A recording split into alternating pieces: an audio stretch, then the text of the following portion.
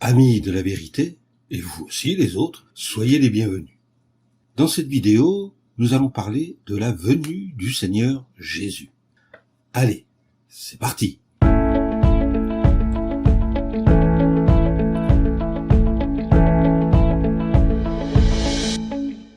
La Bible mentionne des dizaines de fois l'époque où Christ viendra juger l'humanité.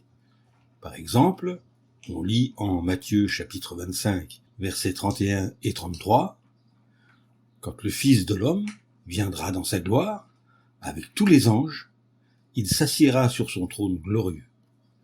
Toutes les nations seront rassemblées devant lui, et il séparera les gens les uns des autres, comme le berger sépare les brebis des chèvres.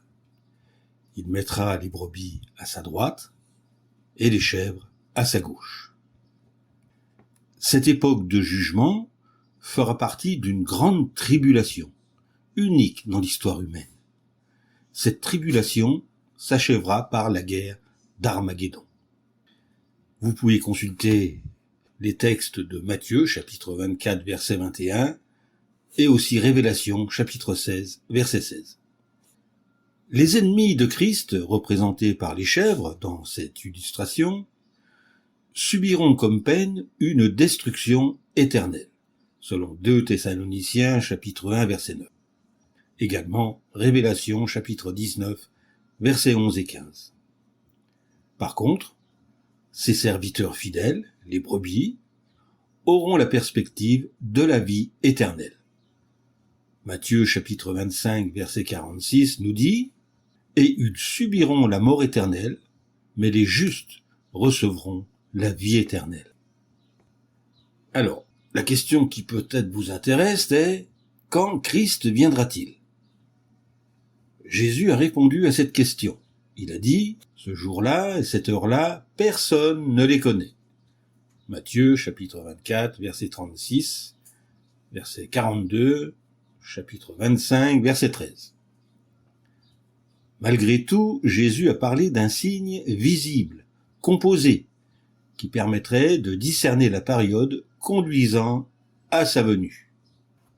Vous pourrez trouver cela dans l'évangile de Matthieu au chapitre 24, les versets 3, 7 à 14.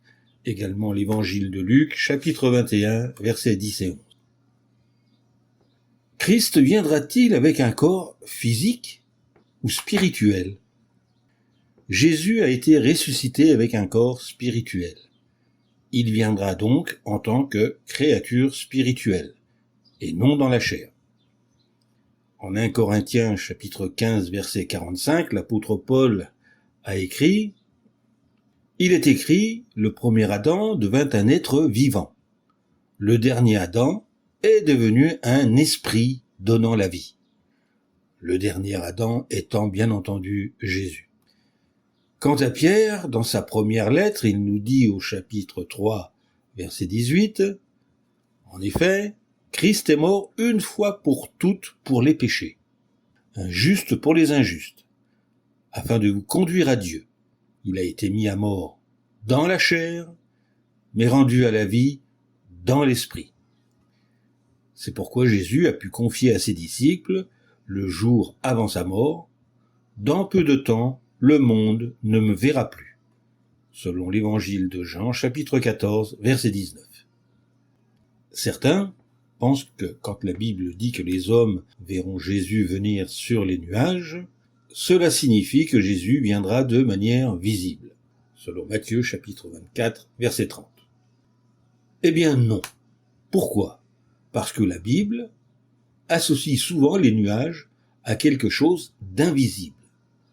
Prenez vos Bibles et considérez les textes suivants. Lévitique chapitre 16, verset 2, Nombre chapitre 11, verset 25, et Deutéronome chapitre 33, verset 26. Prenons un exemple. Dieu a dit à Moïse, « Je vais venir vers toi dans un nuage sombre. » Exode chapitre 19, verset 9. Moïse n'a pas littéralement vu Dieu. De la même façon, Christ viendra sur les nuages, c'est-à-dire que les personnes se rendront compte de sa venue même si elles ne pourront pas le voir littéralement. Mais la parole de Dieu ne dit-elle pas que tout œil le verra en Révélation chapitre 1 verset 7 ? Pour parler de la venue de Christ, ça prouve bien que Jésus viendra de manière visible. Encore non. Dans la Bible, les mots grecs rendus par œil et voir sont parfois utilisés dans le sens de discerner ou de percevoir, plutôt que de voir au sens propre. Ouvrez vos Bibles et lisez dans l'évangile de Matthieu, le chapitre 13, verset 15, en Luc, le chapitre 19, verset 42, en Romains, chapitre 15, verset 21, et enfin, dans la lettre aux Éphésiens, au chapitre 1, le verset 18. La Bible dit, je résume, que Jésus ressuscité est le seul qui habite une lumière inaccessible et qu'aucun homme ne peut voir. En 1 Timothée, chapitre 6, verset 16. Ainsi, tout œil le verra, dans le sens où les hommes discerneront que Jésus est présent et est celui qui exécutera le jugement de Dieu, selon Matthieu, chapitre 24, verset 30.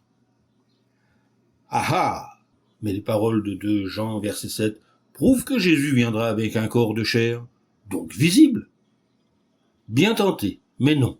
Dans ce passage, Jean déclare que beaucoup de trompeurs sont sortis dans le monde et qu'ils ne reconnaissent pas Jésus-Christ comme étant venu dans la chair.